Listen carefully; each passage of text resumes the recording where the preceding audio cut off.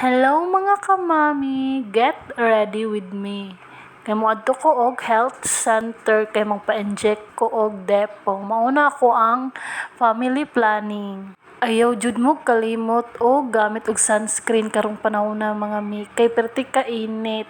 Mao jud na ang importante sa skincare nato mga mi. Everyday ko nagagamit og sunscreen mga mi, bisan nara ko sa balay kay init man gyapon diri no. Blend nato og tarong ang sunscreen mga mi para pantay lantawon. So mangilay na pampud ko mga mi.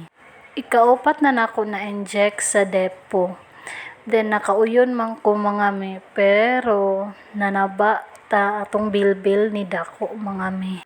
Pills akong gamit sa una, then makalimot man kog inom. Maunang dire na lang ko sa depo kay taga 3 months ko nagapa-inject. Lisod na majontes, kapoy na og bantay bata. Then tama naman pod duha na babae ug lalaki, pares naman pod. Mao ni among samin nabuak mga mi kay sa sobra kakiat ni Ate Bribri nahulog. Si Bri mga mi, graduate na siya sa iyang immunize. Maong wala namin sigbek balik sa center.